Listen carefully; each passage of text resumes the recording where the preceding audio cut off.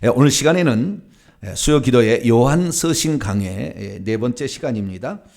적 그리스도와 하나님의 자녀는 어떻게 구분할 수 있는가라는 제목으로 함께 말씀의 은혜를 나누기를 원합니다. 적 그리스도와 하나님의 자녀, 적 그리스도를 따르는 자들을 오늘 성경 말씀에는 마귀의 자녀들이라 이렇게 말하고 있고요. 그리고 하나님의 자녀, 이것은 성령, 예수 그리스도가 누군지를 정확히 믿고 성령의 인도를 잘 따라가게 되면 하나님의 자녀들입니다. 근데 주제가 좀 달라지기 때문에 내가 말씀을 그렇게 했어요. 그래서 오늘 제목은 앞쪽은 적 그리스도에 관련된 말씀이 2장 18절부터 마지막 절까지 있고, 그 다음에 3장 1절부터 12절까지는 하나님의 자녀, 하나님의 자녀가 누군가라는 것을 초점을 맞춰서 말씀을 나누고자 합니다.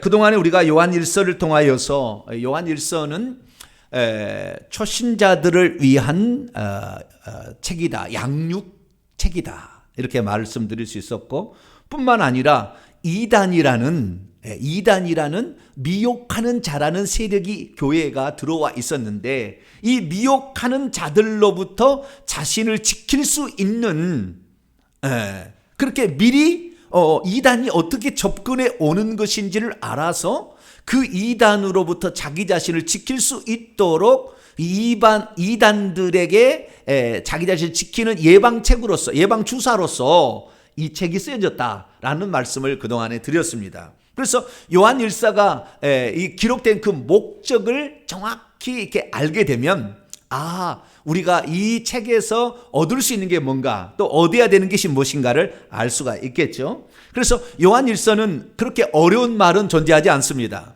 어려운 말은 없는데, 이 배경, 다시 말해서 이 사람의 영혼을 노략질하기 위해서 가만히 들어온 자들, 이들이 누군지를 정확히 알아야만이 이들을 지금 대비해서 사도 요한이 이 편지를 썼구나, 그래서 이 부분에 대해서 우리가 조심해야 되겠구나 라는 사실을 알게 된다는 거죠. 그러니까 오늘날도 마찬가지입니다. 교회를 말이고 신천지나 모르는 사람들이 와가지고 교회 오는데 몇 달을 거짓으로 잘 신앙생활 하는 것처럼 한다잖아요. 여전도 회장이 되고 목사님과 가까이 해가지고 나중에 그래서 언젠가는 산 옮기기, 교회 자체를 신천지 교회로 만들어버리는 그런 일까지 있었잖아요, 과거에. 그런 것들을 보게 되면 이들의 속임수가 있다는 거죠. 이들의 속임수가. 그래서 이들의 속임수가 뭔가 알아야 되는데, 요즘에 이단들은 이때 이단하고는 완전히 많이 바꿔줬어요. 이때 이단은 좀 이따 보겠습니다. 이 적 그리스도에 속한 자인지 아닌지 아는 세 가지 방법이 있다고요.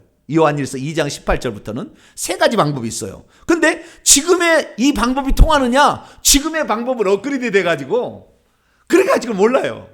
그래가지고는 약합니다. 그래가지고는 약해요. 좀 이따 얘기하겠습니다만은, 그래서 그렇지만 사도 요한이 이 소아시아에 흩어져 있는 이 어떤 수신자들을 향하여 이 편지를 보내게 될 때에 요 세 가지를 주의하면 이게 이단인지 아닌지 좀 알 수가 있다라고 가르쳐줬다는 겁니다. 그래서 오늘날도 약간의 관련이 있으나 이것보다 훨씬 더 진화했다는 거예요. 요즘에 이단들은 지원했기 때문에 잘 몰라요. 심지어 3년 동안 속인다지 않았습니까? 3년을 완전히 속인다잖아요. 그러니 그 사람이 어떤 사람인지 잘 모르는 거예요. 그래서 오늘날에는 이단이 이렇게 속이는 거, 그래서 이단이 속이는 이런 데는요, 지난번에 제가 살펴본 바에 의하면 성찬식을 많이 하면 돼요. 내가 보니까 성찬식을 많이 해서 성찬식을 먹게 하는 겁니다. 가짜로 먹을 거 아닙니까? 먹여서 죽여버리는 거죠. 제일 좋은 방법인 것 같아요, 내가 보니까. 그래서 앞으로 이단을 대항하는 방법, 어느 사람도 이 방법을 안 썼겠지만 이단들을 죽이는 방법은 그 방법인 것 같아요, 내가 보니까. 방법이 없어요. 왜? 다 거짓말로 얘기하는데? 다 거짓말로 얘기하는데? 나 예수 믿는다고. 예수 다 믿는다고. 다 거짓말하는데? 친절한데? 도와주는데? 형제 사랑을 실천하는데? 여기서는 그런 기준들이 있지만 형제 사랑을 실천하는데 어떻게 할 겁니까? 그들 어떻게 할 거냐고요. 그래서 결국에 이 예수 그리스도에 대한 정확한 피와 살을 기념하는 성찬식을 해버리면, 성찬식을 할 때 이것이 합당하지 않으면 죽여버리거든요. 그렇기 때문에 아주 좋은 방법이다. 그래서 앞으로 교회가 이단들을 대응하려면 1년에 성찬식 좀 많이 해야 되겠다. 그런 생각을 좀 지난번에 내가 깨닫게 됐어요. 구분할 수 있는 방법이 쉽지 않아요. 네, 물론 우리가 구분하는 방법을 좀 이따 찾아가야 되겠지만 우리가 참 구분하는 방법이 이렇게 쉽지 않은 시대에 살고 있다. 우리들은 정말로 저는 오직 진리, 진실, 이것 저는 목숨처럼 이게 전하기 위해서 노력을 해왔는데요. 우리는 좀 이따 얘기합니다만 진리의 영과 미혹의 영이 있다는 거예요. 그래서 우리는 진리의 영이신 성령의 음성을 잘 따라갈 수 있게 되길 바랍니다. 얼마나 사단이 교묘한지요. 특히 사단 중에서도 사단이라는 하나님 대적하는 귀신들이 다 지칭하는 통칭편인데 그 사단이 아니고서는 전부 귀신들도 사단이에요. 근데 이런 사단이 사단을 쫓아내면 어떻겠냐 그렇게 말함으로 다 대적하는 걸 사단이라고 얘기하는데 그 귀신들이 세력이 높은 계급이 있어요. 계급이 높은. 이 높은 계급들은 정보를 많이 알기 때문에 거의 속여버려요.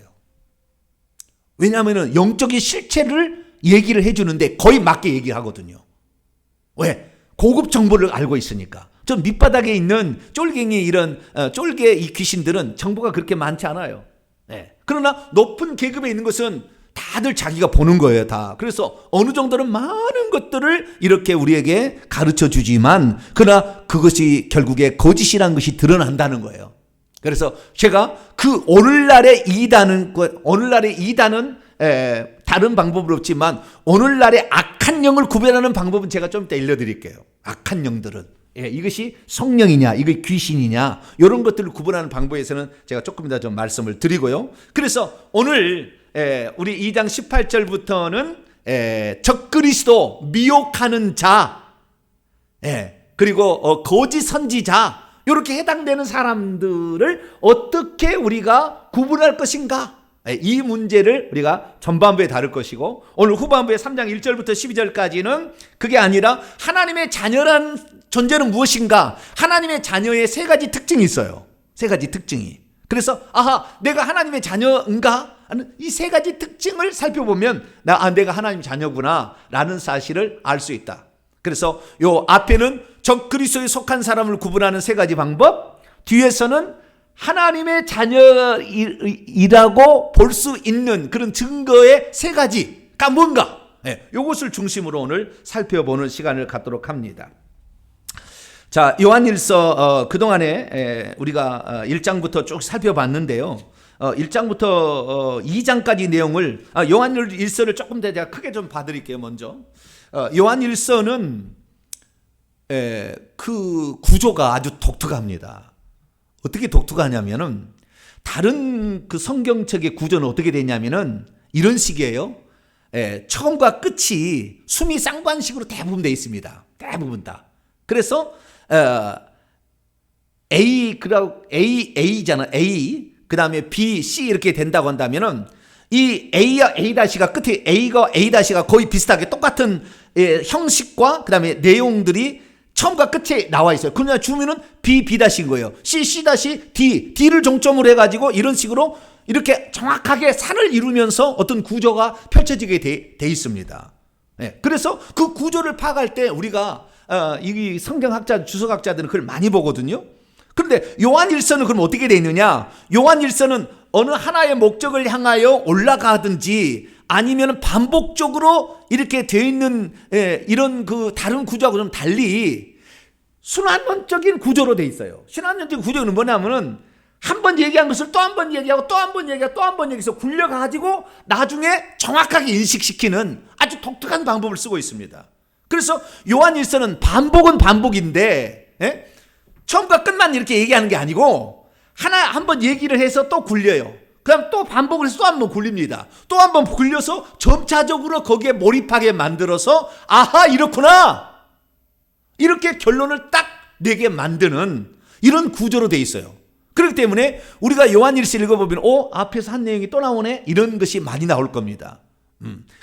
그런 구조로 되어 있고요. 그 다음에 크게 주제별로 어떻게 나눈다 한다면 요한일서는 1장부터 2장까지는 코이노니아, 예수 그리스도와의 교제, 하나님과의 교제를 어떻게 하는 것이냐, 그 교제는 무엇과 하는 것이냐, 그 다음에 교제를 하게 될 때에 어떤 결과가 나타날 거냐, 요런 것들, 그래서 결국에 아이들, 청년들, 어른들까지 이렇게 나오는 요 부분에 관하여 우리가 교제를 함으로써 점점 성장하는 것에 관하여 초점을 맞췄던 것이 1장, 2장입니다.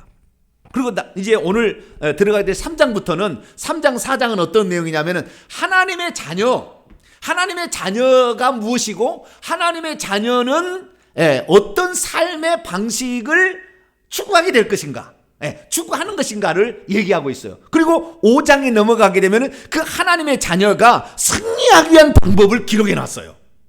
그러니까 요한 1서를 크게 보면은 1, 2장, 3, 4장, 5장으로 나눠져 있다고도 이렇게 볼 수가 있습니다. 그리고 오늘 2장은 이제 하나님의 교제에 관하여 그것이 어떻게 해야 교제가 되고 있으며 그 다음에 이 교제를 성장시키는 방법은 보고 그 다음에 오늘 읽었던 2장 18절부터는 하나님의 교제를 방해하는 세력이 있다는 거예요. 적그리스도입니다. 그 세력. 그래서 우리가 이 적그리스도의 세력이 있는데 이 하나님과 교제를 방해하는 이 미혹하는 자가 있다는 거예요. 그래서 이 미혹하는 자를 우리가 구별하는 세 가지 방법이 2장 18절부터 쭉 이렇게 2장 29절까지 이렇게 나와 있습니다. 이 부분을 보게 될 것이고 그 다음에 3장부터는 하나님의 자녀가 무엇인지, 그 다음에 하나님의 자녀는 어떻게 생활하고 있는 건지 이것을 얘기하고 있다. 이렇게 구분하시면 조금 더 알 수가 있겠습니다. 자, 그러면 2장 18절로 이제 들어가도록 하시죠. 자, 2장 18절. 그리스도인들이 그리스도와 교제하기를 방해하는 세력, 미혹하는 세력이죠. 이단 세력인데 이 이단 세력이 무언가 정의를 우선 내려주고 있습니다. 18절을 같이 읽어보도록 하죠. 시작. 아이들아, 지금은 마지막 때라. 적 그리스도가 오리라 하는 말을 너희가 들은 것과 같이 지금도 많은 적 그리스도가 일어났으니 그러므로 우리가 마지막 때인 줄 아노라. 아멘. 여기에서 제가 나눠드린 그 헬라어 직역을 보세요. 정의를 보시면 여기에서 주의해야 될 것은 적 그리스도라는 단어인데요. 적 그리스도라는 단어인데 적 그리스도가 앞에는 단수지만 뒤에는 복수입니다. 복수. 그러니까 적 그리스도라는 세력이 하나만 있는 것이 아니라 여러 다양한 방법의 또 모양의 적 그리스도가 나타날 것임을 암시해주고 있습니다. 자, 원문을 제가 찍어보겠습니다. 어린 아이들아, 파이디아죠. 파이디온의 복수. 파이디아. 어린 아이들아. 어린 아이들이라는 것은 스승으로부터 이렇게 그 도움을 받아야 될 사람을 얘기하는 거. 아이들 할 때는 아버지로부터 도움을 받을 때 하는 것입니다. 여기는 스승으로부터, 영적인 스승으로부터 도움을 받아야 되니까 사도 요한은 스승으로서 자기가 스승으로서 지금 그것을 표현하고 있는 겁니다. 아이들아, 어린 아이들아, 너희들은 배워야 된다는 거예요. 왜? 미혹하는 자가 있기 때문에 이것을 쉽게 모른다는 겁니다. 그래서 이 영적인 스승으로부터 배워야 되는데 지금은 이것이 마지막 시각이다. 마지막 시간이다.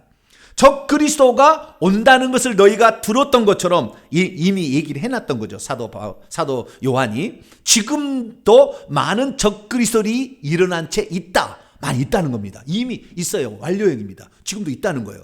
그래서 지금이 우리가 마지막 때라는 것을 알고 있다라고 말씀을 하고 있습니다. 그래서 우리가 여기 첫 번째 우리가 알아야 될 사실은 이 적 그리스도가 누군가를 우선 파악을 해야 되고 적 그리스도는 어떻게 미혹을 하는 것인지를 알아야 되는 것입니다. 그러면 사도 요한이 이 편지를 쓰게 될 때 이 편지가 우리가 생각할 때는 보통 AD 90년경 정도에 쓰였을 거라고 추정을 합니다. AD 90년. 그러니까 신약 성경 가운데서 맨 나중에 기록된 책들이 바로 요한복음, 요한 1, 2, 3서 요한계시록입니다. 이게 90년에서 95년경에 쓰인 책들이에요. 그러니까 아주 그 예수님이 돌아가실 때가 33년 정도였거든요. AD. 그러니까 적어도 60년 정도가 흐른 뒤에 교회적 상황을 지금 묘사하고 있는데 그때의 교회를 침투해 들어온 가장 강력한 이단이 신천지 하나님의 교회가 아니라 요 적그리스도였다는 거예요. 적그리스도들이었다는 거예요. 그 적그리스도들이 뭐냐? 제가 계속해서 얘기하겠습니다. 이것이 한마디로 그때 당시에 영지주의가 100년에서 200년 전 250년까지 100년에서 250년 사이에 꽃을 피우거든요. 근데 그 전에부터 있었는데 그 전에부터 어느 정도 많은 지금 벌써 60년이 지났기 때문에 이 영지주의라는 이단이 초대교회 가장 강력한 이단이었어요. 이게 가장 무서운 거였어요. 여기에 많은 성도들이 넘어갔거든요. 초기 교회 이단은 다른 이단이 아니었다고. 이 영주지 이단이라고요. 영주지. 세린투스, 가연설 얘기하는 요쪽의 이단들인데 요 이단들이 지금 교회의 성도들을 노략하고 있었습니다. 그렇기 때문에 이들로부터 지켜내야 될 사명을 가졌던 사도 요한은 그들을 주의하라 이렇게 얘기한 거예요. 그들을 그래서 뭐냐면 적 그리스도라고 했다는, 적이라는 것은 하나 그리스도를 대적하는 자예요. 그리스도를 믿는 것 같은 것처럼 보이지만 사실은 가짜라는 거예요. 그리스도 안 믿는 거예요. 오히려 그리스도를 대적하는 거예요. 그래서 이 적 그리스도를 잘 구분해야 되는데 구분하기 위한 세 가지 요점을 얘기해 주고 있습니다. 첫 번째 요점은 19절입니다. 19절. 그들이 우리에게서 나갔으나 우리에게 속하지 아니하였나니 만일 우리에게 속하였더라면 우리와 함께 거하였으려니와 그들이 나간 것은 다 우리에게 속하지 아니함을 나타내라 하며, 첫째는 이단에 속한 자들, 적그리스도에 속한 자들은 참 진실한 말을 하는 데에서는 못 버팁니다. 그 길을 못 버텨요. 뛰쳐나가게 돼 있다고요. 만약에 이 교회가 진실한 말을 하지 아니하고 두리뭉실 얘기한다면 얼마든지 세력이 거기에서 판을 칠 수가 있으나, 완전 진리, 완전 생명을 만진 바 되고 체험한 바 되고 정확히 아는 그러한 그 공동체 내에서는 못 버티는 거예요. 못 버팁니다. 떠나가게 돼 있다고요. 이게 특징이에요. 첫 번째 특징. 그래서 그 공동체에 끝까지 남아있다고 한다면 그 진리를 외치는, 참 진리를 전하는 종의 가르침을 끝까지 받을 수 있다고 한다면 그 사람은 적그리스도에 가지 않아요. 근데 그 가르침을 어느 순간에 거부하고 떠난다. 이 사람은 지금 악한 영에게 속해 있는 거예요. 오늘날로 말하면 악한 영에게. 그래서 그 악한 영의 가르침을 따라가는 겁니다. 그래서 계속해서 그 공동체에 남아있을 수 없는 겁니다. 그게 특징이라는 거예요. 첫 번째 특징이라는 겁니다. 그래서 이 첫 번째 특징이고요. 그 다음에 두 번째, 중간에 제가 생략하고요. 좀 이따 다 설명하겠습니다. 두 번째 특징은 뭐냐면 22절, 23절이에요. 이 사람이 적그리스도, 이단, 악한 영에 속해 있느냐 아니냐를 구분하는 두 번째 방법이에요. 22절로 23절입니다. 읽습니다. 시작. 거짓말하는 자가 누구냐? 예수께서 그리스도이심을 부인하는 자가 아니냐? 아버지와 아들을 부인하는 그가 적그리스도니 아들을 부인하는 자에게는 또한 아버지가 없으되 아들을 시인하는 자에게는 아버지도 있느니라. 여기 보니까 예수께서 그리스도이심을 믿느냐 했을 때 아닙니다 라고 하면 적그리스도라는 거고요. 아버지와 아들을, 그러니까 아들을 인정하지 않으면 아버지도 인정하지 않고요. 아버지와 아들을 인정하지 않고 믿지 아니하면 적그리스도라는 거예요. 예를 들어 보겠습니다. 아버지와 아들 관계 좀 먼저 얘기해 보죠. 유대인들은 아버지라고 해당되는 하나님은 믿으나 예수님은 안 믿어요. 사단에 속했습니다. 그래서 요한 계시록에 보면은 사단의 회당이라고 그래요. 유대인들은 사단의 회당. 그렇게 얘기해 버립니다. 예수님이 직접 얘기하시는 거예요. 사단의 회당이라 이렇게 얘기합니다. 그러니까 아들을 또 인정하지만 아버지를 인정하지 않을 수도 있거든요. 네, 우리는 한 분 하나님이신데 한 분 하나님께서 정확히 말하자면 한 분 하나님이 아들을 보냄으로 말미암아 아버지 격이 되신 거예요. 그래서 구약 시대는 아버지라고 안 나와요. 하나님을 아버지라고 안 부릅니다. 몇몇 비유적인 표현으로 그분이 나를 창조했다는 의미로 몇 번 나와요. 그러지 이스라엘 민족이 하나님을 아버지라고 부르지 않아요. 하나님을 그렇게 계시도 안 했고 또한 그것을 알지도 못했지요. 우리는 하나님의 아버지라는 것은 예수 그리스도를 통하여 알아요. 하나님이 나를 보냈고 나는 아들이고 그분은 아버지다라고 얘기하므로 보냄을 받은 자를 아버지라고 보낸 자를 아버지라고 그러고 보냄을 받은 자를 아들이라고 그러죠. 그래서 비로소 아버지와 아들의 관계라는 것이 형성이 됩니다.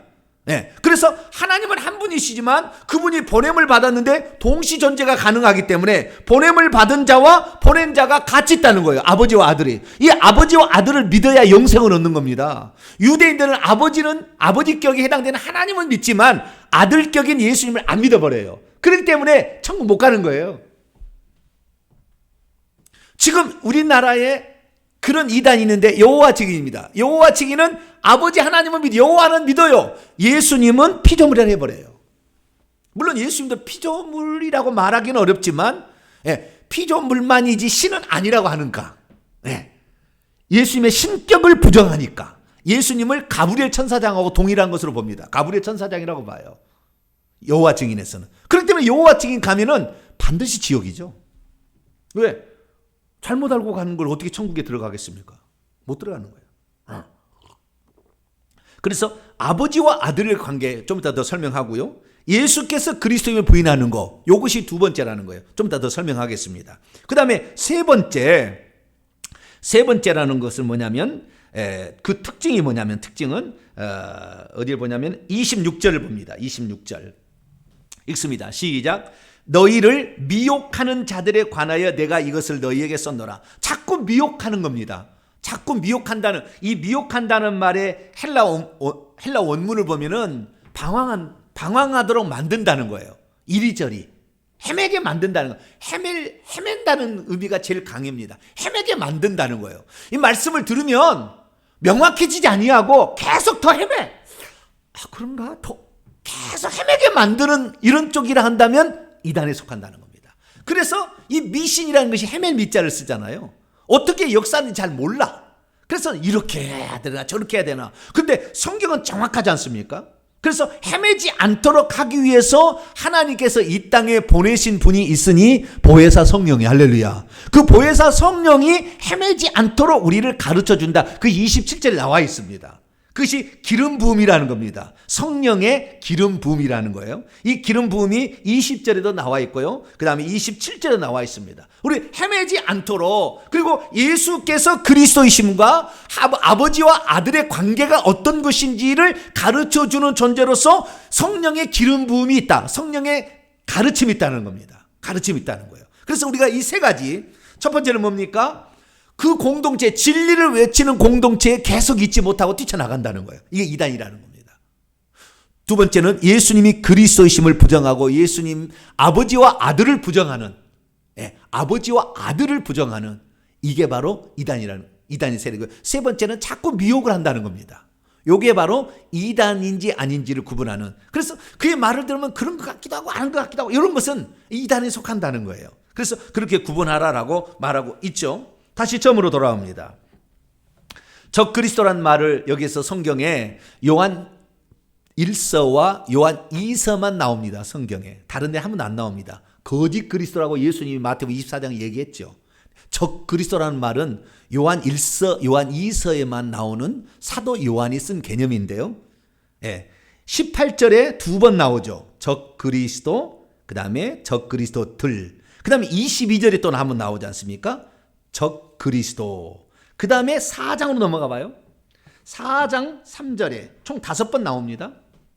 5번 나오는데 4장 3절에도 예수를 시인하지 아니하는 영마다 하나님께 속한 것이 아니니 이는 적그리스도의 영이라. 여기도 적그리스도 나오죠. 그 다음에 요한일서 마지막 5번째, 요한일서 1장 7절 말씀 보면 미혹하는 자들이 세상에 많이 나왔나니 이는 예수 그리스도께서 육체로 오심을 부인하는 자라. 이런 자가 미혹하는 자여 적그리스도라. 아까 그 미혹하는 자라는 것 적그리스도라.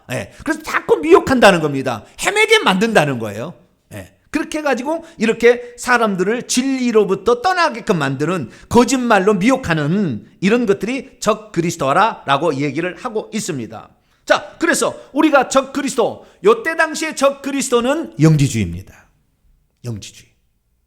지금의 적그리스도는 영지주의 계열에서 온 신천지예요. 영지주의 계열입니다. 신천지는. 영지주의의 독특한 특징은 기적이 하나도 안 나타난다는 겁니다. 거기에는 기적이 없다는 거. 기적을 못 행해요. 신천지 이만희 총회장이 기적을 행하지 않아요. 절대 행하지, 말로만 다 합니다. 말로만. 이 지적인 것으로만 쓰는 거예요. 이게 영지주의 계열입니다. 머리로만 쓰는 거예요. 실제 능력이 나타나서 병을 고쳐야 되는데, 죽은 자도 뭐 살릴 수도 있고, 때로는 우리도 걸어가게 되고, 우리가 할 수 있는 게 많지 않습니까? 이 초자연적 역사, 특히 귀신을 쫓아내야 되는 거예요. 그런데 거기는 귀신의 영에 사로잡히되 절대 귀신 안 쫓아내는 거예요. 신천지 이만희 갔더니 귀신을 쫓아냅시다. 그러면 그거 참이에요, 참. 만약에 거기가 간다면 그거 거짓 것 아니라고. 물론 거짓말로 속여서 그렇게 할 수도 있겠지만, 그러나 귀신 절대 안 쫓아낸다는 겁니다. 그러니까 이 교회가 귀신을 쫓아내고 있다. 그럼 뭐요? 정통인 겁니다. 할렐루야. 이 교회에 왔더니 일평생에 귀신 얘기는 한 번도 꺼지는 않더라. 그럼 이건 영지주의 계열입니다. 영지주의 계열. 그 영지주의 계열은 미혹이 많아요. 한 번 구원, 영원한 구원, 이런 것들이에요. 그렇기 때문에 그거 상관없다는 거 아닙니까? 그래서 우리는 오늘날의 신천지는 이 알레고리칼 성경 해석을 가져와서 사람들을 머리로 이렇게 지식으로 풀어가지고 미혹하는 영지주의다. 그렇게 보시면 되겠습니다. 이 영지주의가 결국에 한 번 구원, 영원한 구원이라는 것으로 오늘날에 이게 교회 가운데 약간 변형돼서 들어와 있습니다. 그리고 이것을 잘 구분해야 되는데, 그러면 그때 당시에 이 영주의는 어떤 거냐? 그때 당시에 영주주의라는 것은 이 미혹하는 자, 적 그리스도를 구분하는 두 번째 기준, 22절 봅니다. 요한일서 2장 22절. 거짓말하는 자가 누구냐? 이 거짓말 한다는 거예요. 거짓말. 그럼 거짓은 뭐냐?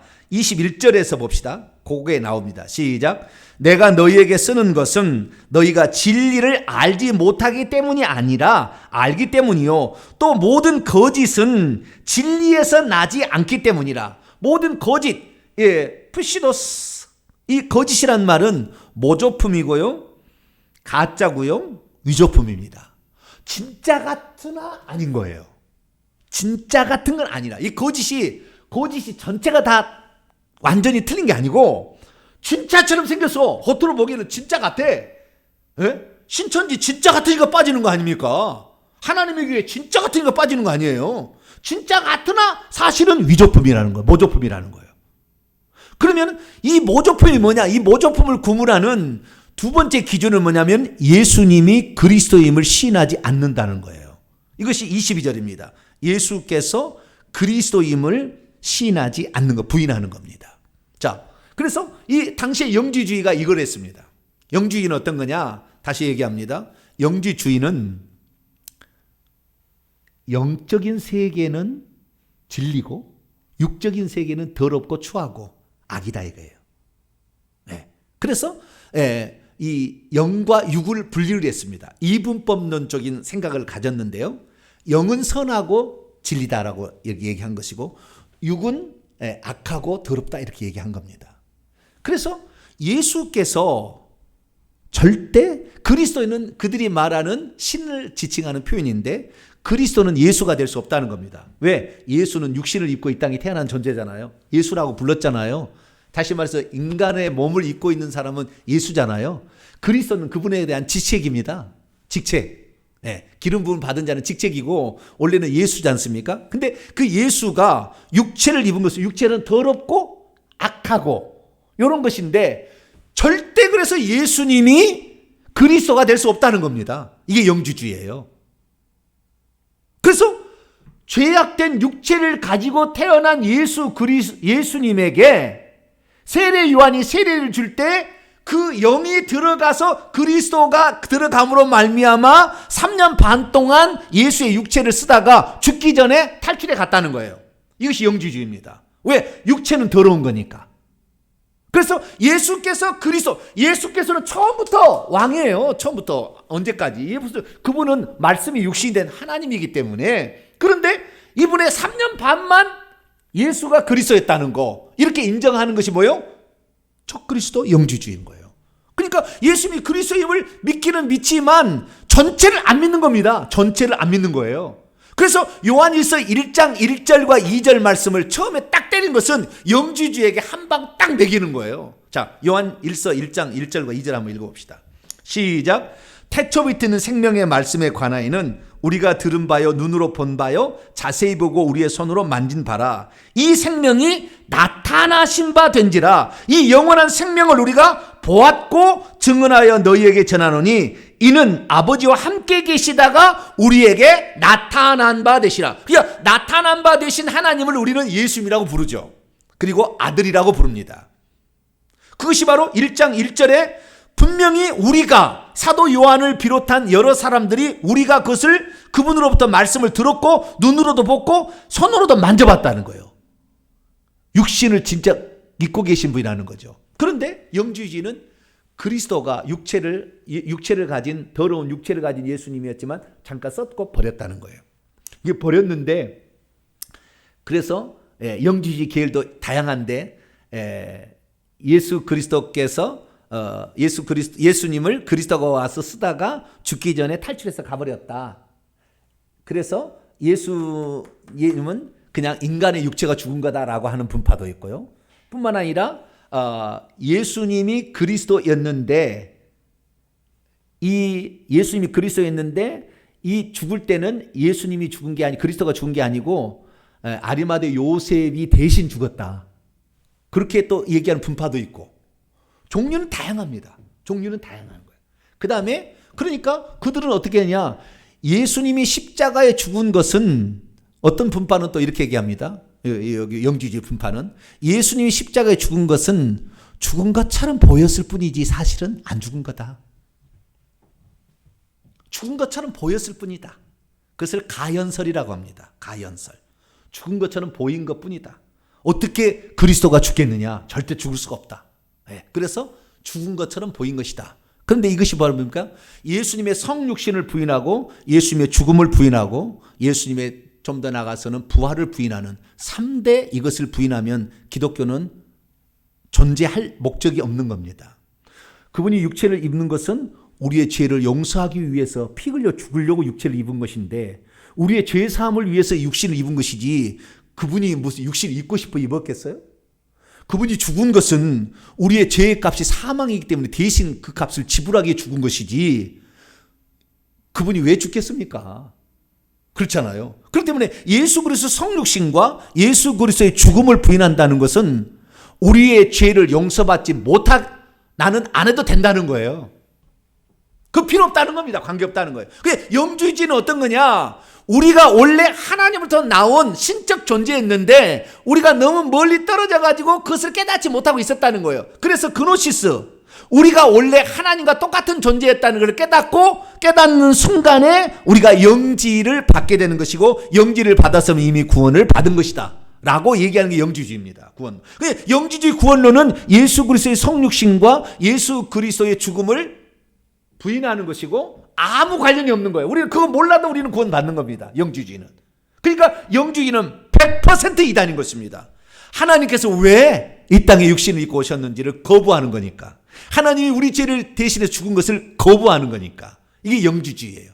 그래서 영주주의의 두 가지 이단적인 요소는 첫 번째는 이 믿음의 교리가 틀린 거예요. 교리가 틀렸습니다. 그들은 자기가 원래 하나부터 하나님이라는 걸 깨달으면은 원래 나는 빛이었다. 그래서 이 빛으로 다시 간다. 이렇게 얘기하는 거. 이것이 바로 그들의 구원론이고 이 교리이기 때문에 이게 틀렸다는 거예요. 두 번째는 윤리입니다. 영주의는 윤리가 틀린 거예요. 우리하고. 어떻게 윤리가 틀리냐. 그래서 맨날 서로 사랑하라는 거, 의를 행해야 된다는 거, 계명을 지켜야 된다는 말이 계속 나온 것은 그거예요. 행함이 없는 믿음은 죽은 믿음인 거 이렇게 얘기한 것은 뭐냐면은 영주주의 이런 거예요. 내가 원래 하나님부터 나온 신적 존재이기 때문에 나는 그것을 깨닫는 것이 구원을 받는 거예요. 그들은. 근데 그 한 번 구원을 받게 되면 이 구원은 영원한 구원인 겁니다. 영지주의에서는. 그걸 깨닫게 되면 너는 영원히 구원을 받았다는 거예요. 그러면 구원을 받게 되면 두 가지 이제 그 삶이 나오는 거예요. 육체가 있잖아, 육체를 어떻게 정의하느냐는 거예요. 그래서 내가 한번 깨달았다고 한다면 이 육체는 더러운 거잖아요. 그렇기 때문에 육체를 깨달은 사람이 어떻게 육체를 따라갈 수가 있느냐? 육체는 복종을 시켜서 결국에 영의 그 종노릇을 하게 만들어야 된다. 이렇게 얘기하는 것이 금욕주의라는 영주주의입니다.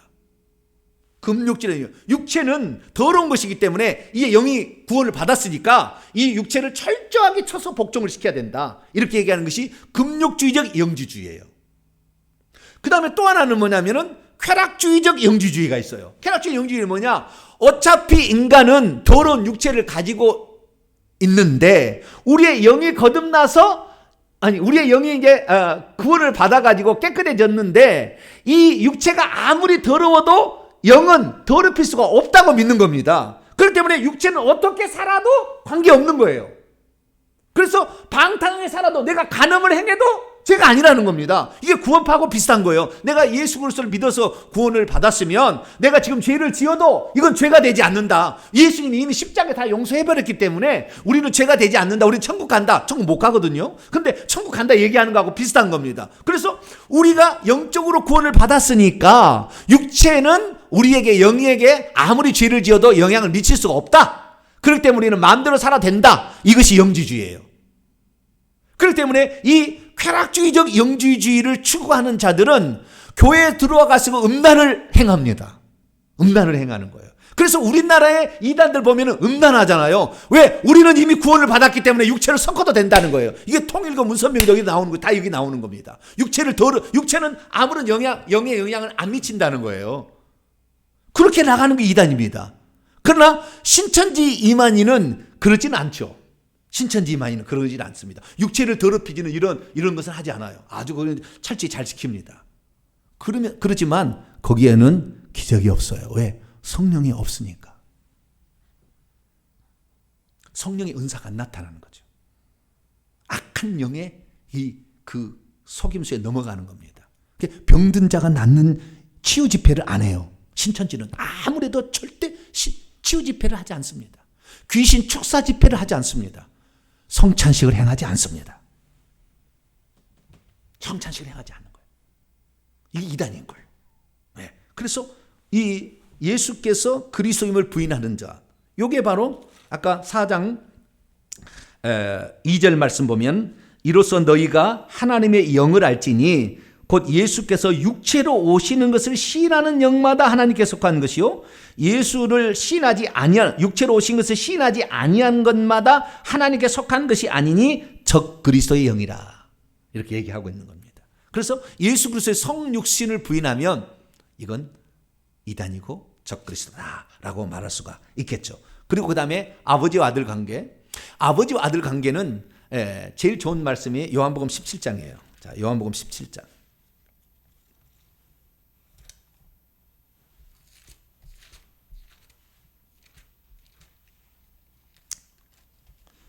요한복음 17장 3절을 보겠습니다. 요한복음 17장 3절 읽습니다. 시작.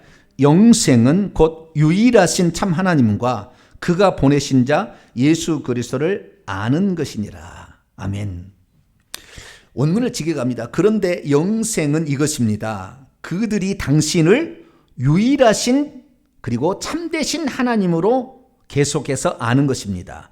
그리고 당신이 예수 그리스도를 보내셨다는 것을 그들이 아는 것입니다. 여기 우리가 한글 성경하고 많이 틀리죠? 느낌이? 다시 읽어드릴게요. 직역을 제가 해드립니다. 그런데 영생은 이것입니다. 그들이 당신을 유일하신 참된 하나님으로 계속해서 아는 겁니다. 그리고 당신이 예수 그리스도를 보내셨다는 것을 그들이 아는 것입니다. 라는 거예요. 그러니까 우리가 요한복음 17장 3절을 잘못 읽으면 두 분 하나님을 믿어야 하는 것처럼 들립니다. 두 분 하나님을 아버지도 믿고 아들도 믿고 두 분 하나님처럼 이렇게 들려요. 물론 아버지도 믿고 아들을 믿는 것은 맞는 것이나 두 분 하나님처럼 이렇게 표현을 하는 거잖아요. 우리 개역성경을 잘못 읽으면. 근데 원문은 그렇지 아니라 그들이 아는 것이 두 가지가 있는데 바로 예수님이 기도하는 거예요. 하늘에 계신 그분이 유일하신 참된 하나님이라 이렇게 그들이 아는 것이고 그분이 또한 예수 그리스도를 보내셨다는 것을 아는 거다. 지금 예수님이 말을 하고 있거든요. 예수님 지금 말하고 있는데 나를 보내셨다는 것이 아니라 그분이 예수 그리스도를 보내셨다는 걸 아는 것이라. 그러니까 하나님께서 지금 행하시는 사역을 구분하고 있는 것이지 인격 두 개를 구분하는 건 아니에요. 너무 어려운 말을 제가 써가지고 또 헷갈릴 수 있겠네. 두 분으로 보면 안 된다는 거예요. 한 분이나 그러나 그분이 구별되어 있다라는 것을 알아야 된다는 겁니다. 그러니까 그분이 쉽게 말해서 그분이 이 땅에 와서 아들로 사역하시면 그분을 우리는 성자 예수님이라고 그러는 것이고, 그분이 영으로 하늘에 계셔서 모든 것을 주관하고 계시면 아버지라고 하는 거예요. 그렇게 얘기하는 거예요. 한 분 하나님인데 그렇게 얘기하는 거예요. 그래서 우리가 아버지와 아들 이렇게 하는데요, 예수님이 그래서 이 땅에 오신 하나님이라는 것을 봐야 되는데 오늘날에는 예수님을 하나님의 아들로만 얘기를 하죠. 그러면 하나님의 아들로 얘기할 때는 하나님보다 못한 분이라는 의식이 들어갑니다. 그런데 예수님이 요한복음 10장 30절에 아버지와 나는 하나다. 요한복음 14장 9절 이하를 보면 빌립아 네가 오랫동안 나를 보았을 때 아버지를 본 것이거늘 또 아버지를 왜 보여달라고 하느냐. 나를 본 자는 아버지를 본 것이거늘 왜 아버지를 보여달라고 하느냐. 그러니까 이게 한 분 하나님이라는 거예요. 그러나 입장이 보내신 분은 아버지라고 하는 것이고 보냄을 받은 것은 아들이라고 하는 거예요. 이게 하나님은 동시존재가 가능하다는 걸 생각해야 돼. 동시존재가. 아들로도 계시고 아버지도 계시고. 그래서 이 두 가지 사실에 대해, 그러니까 예수님이 이 땅에 육신을 입었다는 것 때문에 여호와 증인은 피조물이라고 얘기하고 신이라고 얘기 안 한다는 겁니다. 하나님이라고. 그러니까 이단이 되는 거예요. 우리는 예수 그리스도를 이 땅에 육신을 입고 오신 분이란 측면에서, 인간이란 측면에서 우리는 피조물이라 말하기 좀 곤란하지만 인간이라고 시인하는 것이고, 뿐만 아니라 그분 자체는 하나님이시기 때문에 예수님이 인간만이 아닌 하나님이신 것을 그의 공생애를 통해 얘기하셨으니 네가 나를 믿지 못하겠거든 내가 하는 이 일을 통하여 내가 누구지를 믿으라고 그런 거예요. 요한복음에는. 왜요? 내가 하는 일이 하나님이 나를 보내신 것을 증언하는 게 아니냐는 거예요. 그러니까 신천지에서 이만희가 자기가 재림 예수고 그 다음에 참 목자고 무슨 보혜사, 유괴 보혜사 얘기를 100번 떠들어봐도 그분의 행위가 신적인 영역에 속한 것이 드러나지 않는다고 한다면 죽은 자 살려야죠. 38년 된 중풍이 이렇게 하죠. 나면서 소경된 자 고쳐야 됩니다. 무리를 걸어가야 되는 거죠. 그래야 우리는 그를 재림 예수라고 할 수 있는 거예요. 그게 없으면 넌 가짜라는 거예요. 절대 예수님 두 번 육체를 입을 리가 없습니다. 다 이루었다고, 한 번 육체를 입으셔서 다 이루었다고 완성했는 것을 왜 두 번 이룹니까? 절대 육으로 다시 오지 않아요. 근데 중국에도 재림수가 많고요. 우리나라도 재림수가 많은데 재림 예수 절대 육체로 입고 오지 않습니다. 하늘에서 오신다고 했다고 해요. 하늘에서 구름을 타고 오신다. 그걸 막 변형을 시켜서 막 말씀을 끌어다가 이렇게 대구법으로 만들어가지고 짱찍기를 해가지고 이렇게 만드는데 속지 마셔야 돼요. 우리는 직접 눈으로 가시적으로 오시는 그분을 하늘에서 재림하시는 것을 보는 것이지 이 땅에 육신을 두 번 입고 그것도 한국 사람으로 말도 안 되는 얘기예요. 그것은 불가능한 일이다. 그래서 우리는 하나님이 한 분이시지만 우리에게 역사하실 때는 아들로서 아버지로서 지금은 영으로서 가셔서 영으로 다시 보내셔가지고 우리의 역사하고 있다. 그 영이 바로 보혜사 성령이다. 20절입니다. 그래서 우리가 예수님이 누구고 아버지와 아들 관계가 누구고 미혹하는 자를 구별하려면 성령의 기름 부음이 필요한 겁니다. 이게 20절과 27절이에요. 20절 봅니다. 너희는 거룩하신 자에게서 기름 부음을 받고 모든 것을 아느니라. 거룩하신 자라는 것은 예수 그리스도를 지칭하는 거겠죠. 거룩하신 분. 그분으로부터 기름 부음을 받아요. 기름 부음을 받는데, 자, 사도행전 우리 2장을 한번 열어볼까요? 사도행전 2장 38절.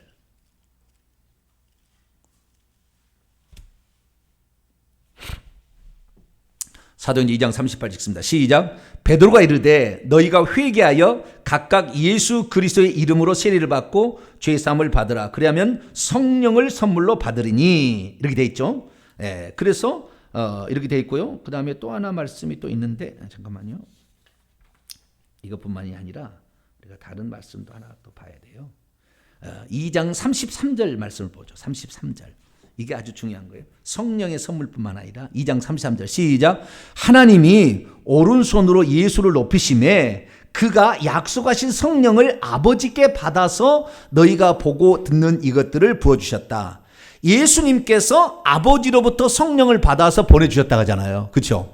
그렇기 때문에 예수님이 보내주신 아버지께 받아서 보내주신 영을 성령이라고 하는 것이고, 이 성령은 예수님을 대신하여 이 땅에 오신 보혜사이십니다. 그래서 그분에게 기름 부음을 받는다는 것은 우리가 시간이 없어서 잘 못 잡아보겠습니다만, 누가복음 4장 18절에 보면 주의 성령이 내게 임하셨으니 이는 내게 기름을 부으사, 이건 성령을 부으시다는 거예요. 그러니까 주의 성령이 기름 부음이라는 것을 말해주고 있고요. 사도행전 10장 38절에도 하나님이 나사렛 예수에게 성령과 능력을 기름 부다 하셨다. 그래서 성령을 기름 부다 하셨다는 건, 기름 부음을 받은 것은 성령을 받는 것을 지칭하는 표현입니다. 아시겠죠? 자, 2장 27절 읽습니다. 2장 27절 시작. 너희는 주께 받은 바 기름 부음이 너희 안에 거하나니 아무도 너희를 가르칠 필요가 없고 오직 그의 기름 부음이 모든 것을 너희에게 가르치며 또 참되고 거짓이 없으니 너희를 가르치신 그대로 주 안에 거하라. 여기에 그의 기름 부음이란 성령의 깨우침이라는 거예요. 성령의 깨우침이라는 겁니다. 그래서 우리 요한복음 14장 26절을 볼까요? 요한복음 14장 26절. 요한복음 14장 26절 읽습니다. 시작. 보혜사 곧 아버지께서 내 이름으로 보내실 성령, 그가 너희에게 모든 것을 가르치고 내가 너희에게 말한 모든 것을 생각나게 하시리라. 예, 그래서 우리가 이 예수님이 누군지를 정확히 알아서 적 그리스도의 영에 포함되지 않으려면 성령의 기름 부음을 받아야 되는 거예요. 성령의 기름 부음을. 그래서 우리는 이 성령의 기름 부음을 받는데 이것은 오직 자기를 깨끗게 하는 자들이 가능합니다. 회개를 막 해야 돼요. 회개를 하지 않으면 악한 영이 와서 성령으로 위장합니다. 그래서 속여버려요. 속여버립니다. 이 어떤 음성이 들린다 또는 무슨 환상이 보인다 할 때, 음성이 들린다 했을 때 음성 중에 이렇게 얘기하잖아요. 내가 하나님이라. 그리고 뭘로 막 가르쳐 주죠. 그것이 귀신인지 성령인지 어떻게 하냐면 이렇게 판단하면 돼요. 성경에 나와 있는 하나님과 예수님에 대하여 얘기를 많이 해주면 그건 하나님이에요. 그런데 그 얘기를 한 번도 얘기하지 않아. 너가 장차 너는 사업을 뭘 할 것이다. 너는 누구를 만날 것이다. 너는 몇 달 뒤에 무슨 일을 할 것이다. 너는 이 땅을 살 것이다. 100% 가짜예요. 그다 귀신이 하는 겁니다. 예수님은 이 땅에 그런 게 관심 없어요. 그리고 우리 결혼하는 거 우리가 알아서 정하는 거지 하나님이 정해주지 않아요. 우리가 알아서 하는 거예요, 다. 그런데 그런 걸 다 시시콜콜 다 얘기해 준다? 100% 가짜입니다. 귀신들입니다. 그래서 성령은 예수님을 가르치시고 예수님이 하신 말씀을 생각나게 하는 거지, 우리의 미래에 대해서 어떻게 해야 된다. 앞으로 3달 뒤에 땅을 살 것이다. 앞으로 3달 뒤에 동탄으로 이사할 것이다. 맞아요? 틀려요? 100% 가짜예요. 그다 귀신이 하는 겁니다. 그건 우리가 결정해서 하도록 하는 거지 하나님이 결정해서 해주지 않아요. 그래서 예수님에 대해서, 하나님에 대해서 많은 성경 얘기를 그분 들려주는 존재한다. 그러면 진짜예요. 그렇지 않은 건 가짜입니다. 그렇게 해서 우리가 구분하면 될 것 같습니다. 자, 3장으로 넘어갑니다. 그러면 우리가 이제 이런 하나님의 교제를 방해하는 적그리스도의 영을 분별하게 되었다고 한다면 이제 우리가 하나님 자녀로서의 삶을 살아가야 되는데, 내가 하나님의 자녀로서 살아간다면 몇 가지 증상이 나타나야 되느냐? 3가지 증상이 나타나야 된다는 거예요. 3가지 증상이. 첫째는 3절입니다. 3절 읽습니다. 시작. 주를 향하여 이 소망을 가진 자마다 그의 깨끗하심과 같이 자기를 깨끗하게 하느니라. 오늘도 자기를 깨끗하게 해가는 사람이 하나님의 자녀인 증거예요. 나는 이미 예수 그리스도 믿었기 때문에 회개하지 않아도 되고 살면은, 이것이 바로 영주주의예요. 이게 영주주의라고. 우리는 죽을 때까지 계속해서 우리 자신을 깨끗하게 회개해서 이것을 정결하게, 신학적 표현을 한다면은 성화의 과정을 밟아야 되는 거예요. 이 사람이 하나님 자녀가 되는 거, 하나님 자녀였는데 하나님의 자녀로 천국에 들어가려면, 하나님의 자녀였으나 천국에 못 들어가고 바깥 어두운 데 내어 쫓기는 사람은 성결하지 못해서 그런 거예요. 자기를 깨끗하지 못하게. 그러니까 내가 하나님 자녀다 그러면은 나는 날마다 깨끗하게 해서 주님의 거룩하신 그 영역까지 가도록 날마다 노력하는 자, 이 자가 하나님의 자녀로 결국에 천국에 꼴이 납니다. 아시겠죠? 그 다음에 두 번째는 의를 행하는 것입니다. 자, 7절 읽습니다. 7절 시작. 자녀들아, 아무도 너희를 미혹하지 못하게 하라. 의를 행하는 자는 그분의 의로우심 같이 의롭고 8절 죄를 짓는 자는 마귀에 속하나니 마귀는 처음부터 범죄함이라 하나님의 아들이 나타난 것은 마귀를 멸하니. 그러니까 두 번째 증거는 내가 하나님 자녀다라는 두 번째 증거는 하나님의 자녀가 아닌 마귀의 자녀는 자꾸 죄를 짓는다는 거예요. 자꾸 죄를 짓는다는 거예요. 의를 행하지 아니하고 자꾸 죄를 짓는다는 거예요. 이 의로움, 하나님의 원하신 너희는 먼저 그의 나라와 그의 의를 구하라. 하나님의 뜻을 이루기 위해서 그 행동을 하지 아니하고 날마다 죄를 짓고 계속 반복해서 죄를 짓고 또 죄를 짓는 사람은 마귀에 속하기 때문에 이 사람은 하나님 자녀로 태어났으나 쉽게 말해서 애굽에서 탈출해서 광야에 왔지만 광야에 엎드려 죽음으로 지옥에 가는 거예요. 바깥 어두운 데로 가는 겁니다. 그게 뭐예요? 두 번째는 뭐냐면 의로운 행위가 없다는 거예요. 안 한다는 겁니다. 의로운 행위로 천국 가는 건 아니에요. 그러나 의로운 행위가 마땅히 따라야 된다는 겁니다. 이것이 없다고 한다면 이 사람은 마귀에 속한 자예요. 그리고 마귀에 속한 자는 뭐예요? 불법을 행하는 거. 계속 하나님의 법이 아닌 다른 것들을 추구해서 죄를 짓고 있는 자라는 거예요. 세 번째 특징은 뭐냐? 세 번째 특징은 사랑하지 않고 미워한다는 겁니다. 11절로 12절. 아까 10절은 아까 의를 행하는 거하고 11, 12절은 사랑을 행하는 걸 두 가지가 다 있으니까 10절은 좀 이따 있고 11절로 12절을 읽습니다. 시작. 우리는 서로 사랑할지니 이는 너희가 처음부터 들은 소식이라. 가인같이 하지 말라. 그는 악한 자에게 속하여 그의 아우를 죽였으니 어떤 이유로 죽였느냐? 자기의 행위는 악하고 그의 아우의 행위는 의로움이라. 사랑하고 의로움은 같이 가는 겁니다. 10절 다시 읽습니다. 시작. 이러므로 하나님의 자녀들과 마귀의 자녀들이 드러나나니 무릇 의를 행하지 아니하는 자나 또는 그의 형제를 사랑하지 아니하는 자는 하나님께 속하지 아니하였다.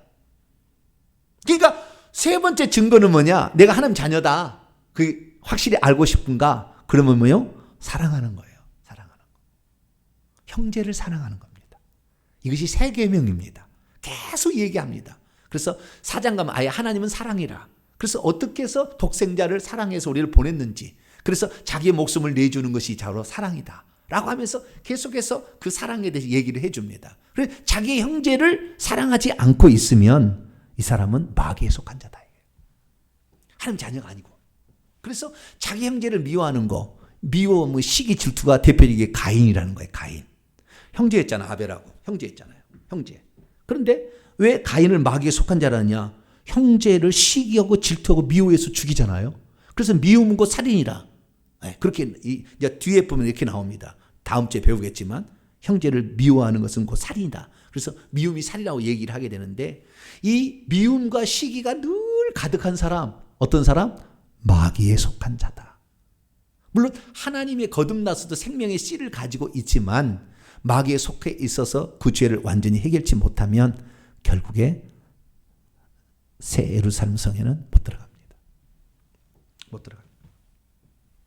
그러면 우리가 그러면은 우리는 예수 믿기 전에는 마귀를 주인으로 섬기고 내 육체에서의 죄의 본성이 가득 있었는데 그럼에도 불구하고 우리가 하나님의 사람으로서 살아가기 위해서 기본적으로 알아야 될 정보 하나가 중요한 게 있는데 그게 9절이에요. 9절.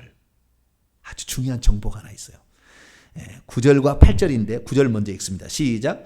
하나님께로부터 난 자마다 죄를 짓지 아니하나니 이는 하나님의 씨가 그의 속에 거하며 그도 범죄치 못하는 것은 하나님께로부터 태어나서 거듭난 자는 그 속에 하나님의 씨가 들었답니다. 하나님의 씨가. 하나님의 씨는 뭘까요? 자, 좀 이따 얘기하고. 하나님의 씨가 들어있는데 하나님의 씨가 들어있으면 그 씨가 죄를 짓지 못하게 만든다는 거예요. 근데 하나님의 씨가 아예 안 든 사람도 있어요. 교회에 나왔으나 아직 하나님의 씨를 받지 못하는 사람이 있어요. 그런 사람들은 죄를 지을 수밖에 없어요. 그래서 내가 죄를 짓지 않을 가능성은 하나님의 씨가 믿을 때, 거듭날 때에 하나님의 씨가 우리에게 들어옴으로 말미암아 우리가 거듭난 것이고, 거듭난 사람들은 그 씨가 있기 때문에 결국에 죄를 짓지 않을 수 있다는 거예요.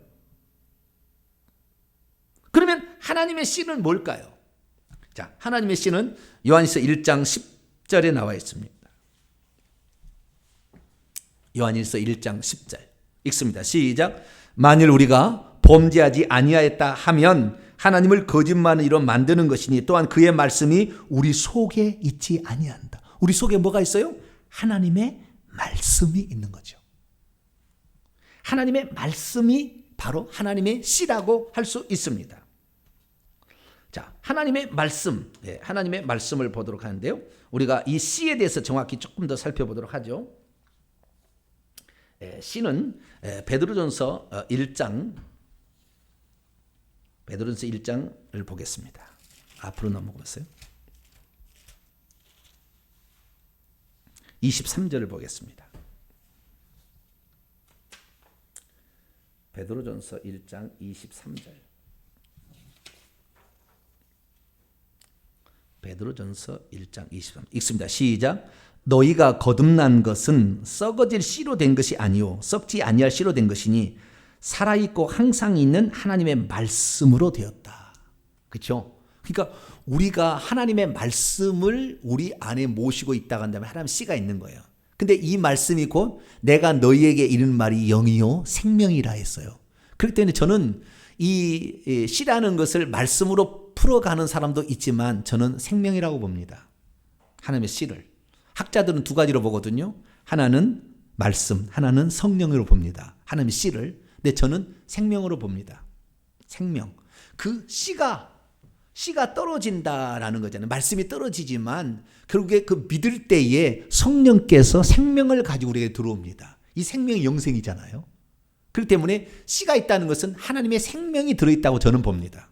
전 다른 성경학자들이 얘기하는데 물론 요한복음 3장에 보면은 사람이 거듭난 것은 물과 성령으로 거듭나지 아니하면 하나님 성령, 그래서 성령도 얘기합니다.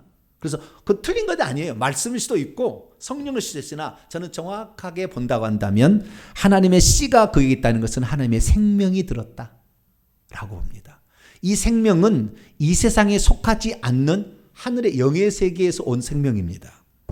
이 생명은 이 땅의 세력이 해할 수 없어요. 그렇기 때문에 내가 죽을 때까지 이 생명을 한 번 받았으면 가지고 있습니다. 그런데 이 생명을 가지고 있었으나 이 생명이 내게서 확장되지 못하게 늘 죄를 짓고 육체의 소욕을 따라서 마귀에 속아서 가게 되면 그 죄 때문에 결국에 우리가 죽는 날 생명이 떠납니다. 우리가 죽는 날. 죽기 전까지 떠나지 않아요. 그럴 때 아무리 예수 그리스도를 과거에 잘 믿은 사람이 타락을 해도 그 생명은 떠나지 않고 있습니다. 왜? 회개하기를 하나님이 기다린 거죠. 회개하기 기다립니다. 그래서 한번 예수 그리스도를 믿는 사람은 천국 갈 수밖에 없게 돼 있어요, 원래. 그런데도 불구하고 끝까지 회개치 않기 때문에 지옥에 가는 건데 이렇게 지옥 간 사람이 90% 이상 된다는 거 아니에요? 예수 믿는 사람이. 그 정도로 우리는 회개라는 것이 그렇게 중요하다는 거예요. 결국에 구원은 마지막에 회개로 받는 거예요. 겸손과 회개로 받는 것입니다. 이것이 중요한 거예요. 그래서 하나님의 그 씨가 생명이 결국에 있는 사람들은 죄를 범하지 않는데 예수님이 이 땅에 왜 왔느냐? 요한일서 3장 8절 하나님의 아들이 나타나신 것은 마귀의 일들을 멸하라 하심이라. 마귀의 일들이 뭡니까? 거짓으로 사람을 속이는 거예요.